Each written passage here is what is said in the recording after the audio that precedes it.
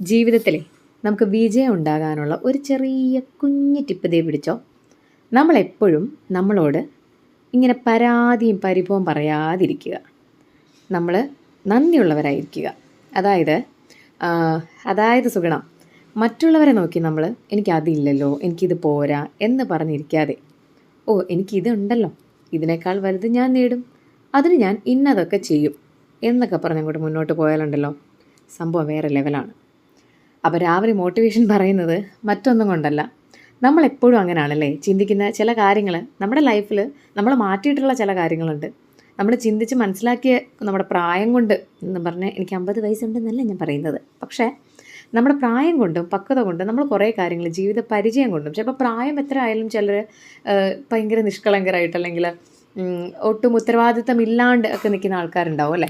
നമ്മുടെ ജീവിത സാഹചര്യങ്ങൾ അല്ലെങ്കിൽ ഓരോ ദിവസം നമ്മൾ ഓരോരുത്തരെ കാണുമ്പോഴും അവരുടെ ബുദ്ധിമുട്ടുകളും അവരുടെ ലൈഫിൽ മുന്നോട്ട് പോകാൻ വേണ്ടിയിട്ട് കാണിക്കുന്ന ഓരോ എന്താ പറയുക ഓടിച്ചാടി കാണിക്കുന്ന കുറേ പ്രവൃത്തികളൊക്കെ കാണുമ്പോഴാണ് നമ്മൾ കുറേ കാര്യങ്ങൾ പഠിക്കുന്നത്. ദിവസവും ഈ ട്രെയിനിൽ ട്രാവൽ ചെയ്തതുകൊണ്ട് ഞാൻ കുറേ കിലോമീറ്റേഴ്സ് മാത്രം സഞ്ചരിക്കില്ല, അതിനോടൊപ്പം തന്നെ ഒരുപാട് ദൂരം നമ്മൾ യാത്ര ചെയ്യുന്നുണ്ട്. അതായത് ലൈഫിൽ ഒരുപാട് കാര്യങ്ങൾ നമ്മൾ മനസ്സിലാക്കുന്നുണ്ട്. ഒരുപാട് പേരുണ്ടാവും, പല സ്വഭാവമുള്ള ആൾക്കാരുമായിട്ടായിരിക്കും നമ്മൾ യാത്ര ചെയ്യുന്നത്. അപ്പം ചിലരുമായിട്ടൊക്കെ നമ്മൾ സംസാരിക്കും. അപ്പോൾ അവരവരുടെ കാര്യങ്ങൾ പറയും.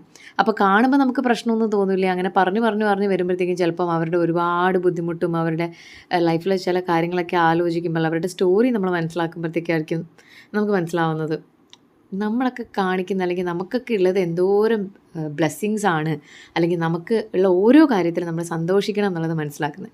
അപ്പോൾ കുറച്ച് ദീർഘദൂരം വർഷങ്ങളായിട്ട് ഇപ്പോൾ പോയിക്കൊണ്ടിരിക്കുമ്പോഴാണ് ഇങ്ങനത്തെ കുറേ തിരിച്ചറിവുകളൊക്കെ ഉണ്ടായിരുന്നത്.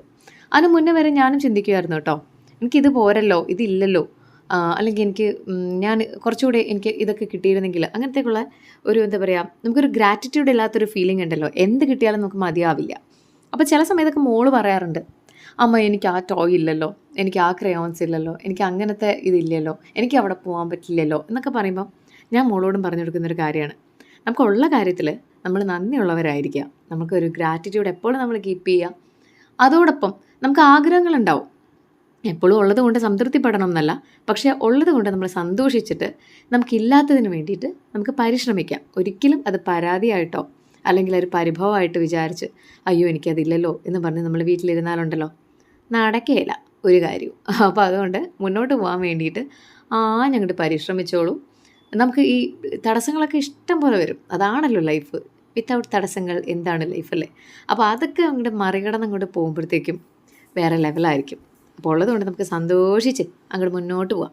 അപ്പോൾ ഇന്ന് എൻ്റെ കയ്യിലുണ്ടായിരുന്നത് കുറച്ച് പച്ചക്കറികളൊക്കെ വെച്ച് ഞാനൊരു അവിയൽ തട്ടിക്കൂട്ടിയിട്ടുണ്ട് കേട്ടോ. അപ്പോൾ ഇന്ന് രാവിലെ അവിയലാണ് ചോറിൻ്റെ മെയിൻ കൂട്ടുകാരൻ. അപ്പം അവിയലിന് വേണ്ടിയിട്ടുള്ള കഷ്ണങ്ങളൊക്കെ തലേനെ നമ്മൾ അരിഞ്ഞ് പെറുക്കി വെച്ചിട്ടുണ്ട്, അല്ലെങ്കിൽ പണി നടക്കില്ലല്ലോ. അപ്പോൾ അതെല്ലാം ആക്കി ഞാനത് കുറച്ച് മഞ്ഞപ്പൊടി ഉപ്പും കൂടി ഇട്ട് വേവിക്കാൻ വെച്ചിട്ടുണ്ട്. ഇപ്പുറത്ത് ചമ്മന്തിക്കുള്ള പുറപ്പാടാണ് കേട്ടോ. ഒരു സിമ്പിൾ ചമ്മന്തി. ഇന്ന് നമ്മുടെ ടൊമാറ്റോ ചട്നിയോ ഒന്നുമല്ല, സാധാരണ നമ്മുടെ തേങ്ങാ ചമ്മന്തിയാണ് അരയ്ക്കുന്നത് ദോശയ്ക്ക് വേണ്ടിയിട്ട്. അപ്പോൾ അതിൻ്റെ കാര്യങ്ങളൊക്കെ ചെയ്തുകൊണ്ടിരിക്കുകയാണ്. അപ്പം ഇന്ന് പതിവ് പോലൊരു ദിവസം തന്നെ ഒരുപാട് കാര്യങ്ങൾ ഓഫീസിൽ കോളേജിൽ പോയിട്ട് ചെയ്യേണ്ട കുറേ കാര്യങ്ങളുണ്ട്. അപ്പോൾ അതൊക്കെ ഞാനിരുന്ന് ആലോചിക്കും കേട്ടോ. ഈ ട്രാവൽ ചെയ്യുന്ന സമയത്തും അല്ലെങ്കിൽ ഈ പാചകം ചെയ്യുന്ന സമയത്തും നമ്മുടെ പോയിട്ട് ഇന്നിങ്ങനെ ചെയ്യണം. അപ്പോൾ ഇന്ന് എനിക്ക് കുറേ ഡേറ്റ കളക്ഷനൊക്കെ ഉള്ള ദിവസമാണ്. അപ്പം ഈ കുറച്ച് ദിവസങ്ങൾ ഭയങ്കര സ്ട്രെസ്ഫുള്ളായിട്ട് പോയിക്കൊണ്ടിരിക്കുകയാണ് കേട്ടോ. സ്ട്രെസ്ഫുള്ളായിട്ട് പോകുന്നത് എനിക്ക് ബുദ്ധിമുട്ട് വേറെ ഒന്നും ഉള്ളതല്ല, നമുക്ക് ഈ ഒരുപാട് വർക്ക്സ് ഒരുമിച്ച് വരുമല്ലോ. ഇപ്പം നമ്മൾ കോളേജിൽ പോർഷൻസിൻ്റെ കാര്യം ഉണ്ടാവും, പിന്നെ എൻ്റെ ഇത് റിസർച്ച് റിലേറ്റഡ് ആയിട്ടുള്ള കാര്യങ്ങളുണ്ട്. അപ്പോൾ അതൊന്ന് ഫാസ്റ്റ് ആക്കാൻ വേണ്ടിയില്ല അതിൻ്റെ കുറേ കാര്യങ്ങളും എൻ്റെ ഡേറ്റ കളക്ഷനും എല്ലാം ഇങ്ങനെ ഷടപടി നടന്നില്ലെങ്കിൽ നമുക്ക് പണി പാടും. അപ്പോൾ അതിന് വേണ്ടിയിട്ടുള്ള കാര്യങ്ങളൊന്ന് ചെയ്യുന്നതുകൊണ്ട് ഞാൻ ഇതെല്ലാം ഈ ഓരോ അവിയൽ വെക്കുമ്പോഴും ഒക്കെ എൻ്റെ ചിന്ത അതാണ് കേട്ടോ. പ്ലാൻഡ് ആയിട്ട് ഫോക്കസ് ചെയ്ത് ജേർണൽ ചെയ്തൊക്കെ ഇപ്പം ഞാൻ പോകുന്നുണ്ട്. അങ്ങനെ പോകുമ്പോഴത്തേക്കും കുറേ കാര്യങ്ങൾ നമുക്ക് ചിലതൊന്നും നടക്കില്ല, പക്ഷേ എന്നാലും ഒരു 80% ഓഫ് കാര്യങ്ങൾ നമ്മൾ വിചാരിച്ച പോലെ മുന്നോട്ട് പോകുന്നുണ്ട് കേട്ടോ. അതിൽ ഞാൻ ഭയങ്കര സന്തോഷം കാണുന്നുണ്ട്. 80% നടന്നല്ലോ എന്നുള്ളത്.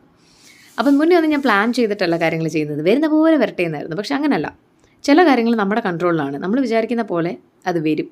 അത് വരുത്താൻ വേണ്ടിയിട്ട് നമ്മളൊന്ന് ശ്രമിച്ചാൽ മാത്രം മതി. അപ്പോൾ അതിൻ്റെ കാര്യങ്ങളൊക്കെ നടന്നുകൊണ്ടിരിക്കുകയാണ്. അപ്പോൾ ഇന്ന് രാവിലെ സിമ്പിളായിട്ടുള്ള കറികളൊക്കെ തന്നെയാണ് വെക്കുന്നത്. അവിയൽ ഇച്ചിരി കോംപ്ലിക്കേറ്റഡ് ആണ് അരിയാൻ, പക്ഷേ വെക്കാൻ എളുപ്പമാണല്ലോ. അങ്ങനെ അവിയലായിട്ടുണ്ട്. പിന്നെ കുറച്ച് പൊട്ടറ്റോ അരിഞ്ഞ് വെച്ചിട്ടുണ്ട് കേട്ടോ ഫ്രിഡ്ജിൽ. അപ്പോൾ പിയയ്ക്ക് പൊട്ടറ്റോ ഫ്രൈ ആണ്. അപ്പോൾ അതിൻ്റെ ഞാനിപ്പോൾ കാണിക്കുന്നില്ല, കാരണം അത് ആ സമയമാകുമ്പോഴത്തേക്ക് ഏട്ടൻ ചെയ്തോളും. ഞാൻ ഇപ്പോഴേ ചെയ്ത് വെക്കുന്നില്ല. ഏട്ടൻ പറഞ്ഞു വേണ്ട, നീ അവിയൽ മാത്രം വെച്ചാൽ മതി, പൊട്ടറ്റോ ഫ്രൈ ഞാൻ കൊടുത്തോളാം എന്ന് പറഞ്ഞു. അപ്പോൾ പിന്നെ ഞാൻ അതിലേക്ക് പോയില്ല. പക്ഷേ പുളിശ്ശേരിയും കൂടെ ഉണ്ടാക്കി സെറ്റാക്കി വെച്ചിട്ടുണ്ട്. പിന്നെ ചോറ് വാർത്തിട്ടിട്ടുണ്ട് ഓൾറെഡി. അതാണ്ട് അതിൻ്റെ കാര്യങ്ങളാണ് ഈ ചെയ്തുകൊണ്ടിരിക്കുന്നത്. തിളപ്പിച്ചിട്ടുണ്ടായിരുന്നു ഓൾറെഡി, അത് ഞാൻ വാർത്തിട്ടുകൊണ്ടിരിക്കുകയാണ്. പിന്നെ എന്താണ് പിന്നെ നമുക്ക് ഒരു ഫ്രൈ മാത്രം, എനിക്ക് മാത്രമുള്ള ഫ്രൈ, കാരണം ചേട്ടന് വേണ്ടല്ലോ, അറിയാലോ. ഇപ്പോൾ ചേട്ടൻ്റെ രീതികളൊക്കെ ഏകദേശം എല്ലാവർക്കും മനസ്സിലായിട്ടുണ്ട് എന്ന് തോന്നുന്നു. അപ്പോൾ ചായ വെക്കുകയാണ് കേട്ടോ, എൻ്റെ സൈഡിൽ കൂടെ അത് നടക്കുന്നുണ്ട്. അപ്പോൾ ഇന്ന് കുറച്ച് സിമ്പിൾ പണികളായിരുന്നു കേട്ടോ, കാരണം ചമ്മന്തി വലിയ കടുകട്ടി പ്രശ്നങ്ങളൊന്നുമില്ല. ഈ ദോശയൊക്കെ ഉള്ള ദിവസം എനിക്ക് എളുപ്പമാണ്, കാരണം എനിക്ക് എൻ്റെത് മാത്രം ഉണ്ടാക്കിയിട്ട് പോയാൽ മതിയല്ലോ. സമയമാകുമ്പോൾ ചൂടോടുകൂടി ഏട്ടൻ മോക്കുണ്ടാക്കി കൊടുക്കും. പിന്നെ ഏട്ടൻ കഴിക്കുന്ന സമയത്തെ മാത്രമേ ഏട്ടൻ ഉണ്ടാക്കി കഴിക്കുള്ളൂ. അപ്പോൾ അത് പ്രശ്നമില്ല. ചേട്ടനും ഇങ്ങനെയാണ് കേട്ടോ. ഇപ്പോൾ എന്നെ കൊണ്ടാക്കിയിട്ട് വന്നിട്ട് ചേട്ടൻ ഒരു ദോശയോ എന്തെങ്കിലും കഴിക്കും. പിന്നെ ചേട്ടന് എക്സസൈസ് ഉണ്ട്, ചേട്ടൻ അതൊക്കെ ചെയ്ത് കഴിഞ്ഞിട്ട് പിന്നെ ഒരു മോളെയൊക്കെ വിട്ടതിന് ശേഷം ഒരു 9 മണിയൊക്കെ കഴിഞ്ഞിട്ടാണ് ചേട്ടൻ പിന്നെ ഒരു ദോശ 2 ദോശയെല്ലാം കഴിക്കുന്നത്. അങ്ങനെയാണ് ചേട്ടൻ്റെ ഒരു രീതി. ബാക്കിയുള്ള ദിവസങ്ങളിലൊക്കെ ആണെങ്കിൽ പുട്ടാണെങ്കിലും പിന്നെ ഇടിയപ്പം, ചപ്പാത്തി, ഇങ്ങനത്തെ കാര്യങ്ങളൊക്കെ ആണെങ്കിൽ ഞാൻ ഫുൾ എല്ലാവർക്കും ഉണ്ടാക്കി വെച്ചിട്ട് പോകും. പക്ഷേ അല്ലാത്ത ദിവസങ്ങളിലാണെങ്കിൽ എനിക്ക് എൻ്റെ കാര്യമില്ല. ഏട്ടനും മോൾക്കുള്ളത് ഏട്ടൻ പിന്നെ ചെയ്തോളും. അപ്പോൾ ആ പണിയും ഇന്ന് എളുപ്പമാണ്. ഇപ്പോൾ ചമ്മന്തി ഉണ്ടാക്കി, ദോശ എൻ്റെ മാത്രം ഉണ്ടാക്കിയിട്ട് പുളിശ്ശേരിയും പിന്നെ നമ്മുടെ അവിയലും പിന്നെ ഇന്ന് ഫിഷ് ഫ്രൈയും ഒക്കെ ആക്കി ഇന്ന് അത്രയേ ഉള്ളൂ ഇന്നത്തെ നമ്മുടെ പണി. അപ്പോൾ നമ്മുടെ 3:30 AM റുട്ടീൻ അഡാപ്റ്റ് ചെയ്യുന്ന ഒരുപാട് പേര് ഉണ്ട് കേട്ടോ. മെസ്സേജസും കമൻസും ആയിട്ട് വരുമ്പോഴാണ് ഞാനിതൊക്കെ അറിയുന്നത്. പേഴ്സണലി എനിക്ക് അറിയാത്തവരാണ്. പക്ഷേ എങ്കിൽ പോലും എനിക്കത് കേൾക്കുമ്പോൾ ഭയങ്കര സന്തോഷമാണ് കേട്ടോ. ഞാൻ ആരോടും പറഞ്ഞിട്ടില്ല 3:30 എണീറ്റ് നിങ്ങൾ വീട്ടിലെ പണികളൊക്കെ ചെയ്യണമെന്ന്. അത് ഓരോരുത്തരുടെ സിറ്റുവേഷനാണ്. അപ്പം എനിക്ക് രാവിലെ പോകണം, അതുകൊണ്ട് ഞാൻ ഈ കാര്യങ്ങളൊക്കെ ചെയ്യുന്നു. അല്ലെങ്കിൽ ഒരു പക്ഷേ 3:30 എണീറ്റാലും ഞാൻ മേ ബി നേരെ അടുക്കളയിലായിരിക്കില്ല പോവുക. എനിക്കിഷ്ടമുള്ള കുറേ കാര്യങ്ങളുണ്ട്. നമുക്ക് പ്രാക്ടീസ് ചെയ്യാനുണ്ടാവും, അല്ലെങ്കിൽ നമ്മുടെ വർക്കിൻ്റെ റിലേറ്റഡ് ആയിട്ടുള്ളത്, റിസർച്ചിൻ്റെ റിലേറ്റഡ് ആയിട്ട് രാവിലെ എണീറ്റ് ഒരു ശബ്ദവും ഇല്ലാണ്ട് ഒരു ബഹളവും ഇല്ലാണ്ട് നമുക്ക് കുറേ കാര്യങ്ങൾ ചെയ്യാൻ പറ്റുന്ന ഒരു സമയമാണത്. അപ്പോൾ ഭയങ്കര ഒരു പോസിറ്റീവ് ടൈമാണ്. അപ്പോൾ മുന്നെയൊക്കെ ഒരുപാട് വട്ടം ഞാൻ ഇതിനെക്കുറിച്ചിട്ടും കേട്ടിട്ടുണ്ട്, ഈ ബ്രഹ്മമുഹൂർത്തത്തിനെ കുറിച്ചിട്ടും. രാവിലെ എണീറ്റ് ചെയ്യുന്ന ആ ഒരു സമയം എപ്പോഴും പഠിക്കാനായിട്ടൊക്കെ ചെറുതിലെ പറയില്ലേ, നമ്മളോടൊക്കെ അമ്മമാരൊക്കെ പറയാറുണ്ടല്ലോ രാവിലെ എണീറ്റ് പഠിക്കണം, അപ്പം നമുക്ക് പെട്ടെന്ന് തലയിൽ കയറുന്നൊക്കെ. പക്ഷെ അതെൻ്റെ തലയിൽ കയറിയിട്ടില്ലായിരുന്നു. അപ്പം ഞാൻ ആ സമയത്തൊന്നും എണീറ്റിട്ടുണ്ടായിരുന്നില്ല. പക്ഷെ ഇപ്പോൾ എണീക്കുമ്പോഴത്തേക്കും നമുക്കറിയാം അതിൻ്റെ നമ്മുടെ ഫിസിക്കലി ഉള്ള നമ്മുടെ ഒരു ഹെൽത്തും മെൻ്റലിയും ഒക്കെ നമുക്ക് ഭയങ്കര ഒരു പോസിറ്റീവ് ടൈമാണത്. അപ്പോൾ രാവിലെ എണീറ്റ് ഒരുപാട് പേര്, പ്രത്യേകിച്ചും കുട്ടികളൊക്കെ എണീറ്റ് പഠിക്കുന്നുണ്ടെന്നും അല്ലെങ്കിൽ അവരുടെ വർക്കിന് വേണ്ടിയിട്ടുള്ള കാര്യങ്ങളും അല്ലെങ്കിൽ പെട്ടെന്ന് വർക്കൊക്കെ തീരുന്നുണ്ടെന്ന് എന്നൊക്കെ പറയുമ്പോഴത്തേക്കും ഭയങ്കര സന്തോഷമാണ് കേട്ടോ എനിക്കുള്ളത്. പക്ഷേ ചില ആൾക്കാരുടെ ജോലി അനുസരിച്ചിട്ട്, ഇപ്പം എന്നോട് കഴിഞ്ഞ ദിവസം ഒരു നേഴ്സ് പറഞ്ഞിട്ടുണ്ടായിരുന്നു, ഇങ്ങനെ ഷിഫ്റ്റ് ഉള്ളതാണ്, അല്ലെങ്കിൽ മേ ബി IT-യിലുള്ളവരൊക്കെ ആണെങ്കിൽ, ഷിഫ്റ്റൊക്കെ ഉള്ളവർക്കാണെങ്കിൽ ഇത് നടക്കില്ല. കാരണം അവർ രാവിലെ ചിലപ്പോൾ രാത്രി വന്ന് 2 മണിക്ക് കിടന്നിട്ട് 3:30 എണീക്കണമെന്ന് പറഞ്ഞു കഴിഞ്ഞാൽ അത് നമ്മുടെ ഹെൽത്തിനെ ബാധിക്കുന്ന കാര്യമാണ് കേട്ടോ. അപ്പം രാത്രി നേരത്തെ കിടന്നിട്ട് വേണം ഈ രാവിലെ എണീക്കുന്ന പരിപാടി ചെയ്യാനായിട്ട്. അപ്പം ഞാനൊരു 9:30 ആകുമ്പോഴത്തേക്ക് കിടക്കും.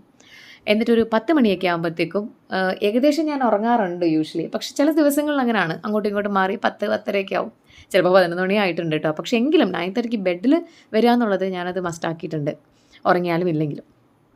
അപ്പോൾ ആ ഒരു റുട്ടീൻ ഫോളോ ചെയ്യുക. അല്ലാണ്ട് ഈ ഷിഫ്റ്റുള്ള നേഴ്സസ് ആണെങ്കിലും അല്ലെങ്കിൽ അങ്ങനത്തെ ജോലികൾ ചെയ്യുന്നവരാണെങ്കിലും ഒരുപാട് സ്ട്രെസ് ചെയ്യരുത്. നിങ്ങൾക്ക് പറ്റുന്ന പോലെയൊക്കെ ചെയ്യുക. ഫൈനലി നമ്മൾ നല്ല പ്രൊഡക്റ്റീവായിട്ട് കാര്യങ്ങളൊക്കെ ചെയ്തു പോകുക എന്നുള്ളത് മാത്രമേ ഉള്ളൂ കേട്ടോ. അപ്പോൾ രാവിലെ ഞാൻ നല്ല ചൂട് ചമ്മന്തി ദോശയാണ് ഈ കുത്തിക്കയറ്റുന്നത്. അപ്പോൾ ഈ ഇത്രയും രാവിലെയൊക്കെ ഇതൊക്കെ കഴിക്കാൻ പറ്റുമെന്ന് ചോദിച്ചു കഴിഞ്ഞാൽ ശീലങ്ങളാണല്ലോ നമ്മളെ മാറ്റിമറിക്കുന്നത്. അപ്പം രാവിലെ ഈ ബിസ്ക്കറ്റ് കഴിക്കുന്നതിന് പകരം ഇത് കഴിക്കുന്നത് കുറച്ചുകൂടെ ഹെൽത്തി ആയിട്ട് തോന്നിയിട്ടാണ്, ഏട്ടൻ പറഞ്ഞിട്ടാണ് ഞാൻ ആ പരിപാടി തുടങ്ങിയത്. പക്ഷേ അത് നല്ലതായിട്ട് വർക്ക് ചെയ്യുന്നൊരു കാര്യമാണ് കേട്ടോ. അപ്പോൾ അത്രയുള്ള നമ്മുടെ വീഡിയോ. ചോറും കറികളും എല്ലാം ആയിട്ടുണ്ട്, ദോശയും ചമ്മന്തിയും എല്ലാം ആയിട്ടുണ്ട്. അപ്പോൾ നമുക്ക് അടുത്ത വീഡിയോയിൽ വീണ്ടും കാണാം. കമൻറ്റ് ചെയ്യാം മറക്കണ്ട, ഷെയർ ആൻഡ് സബ്സ്ക്രൈബ്.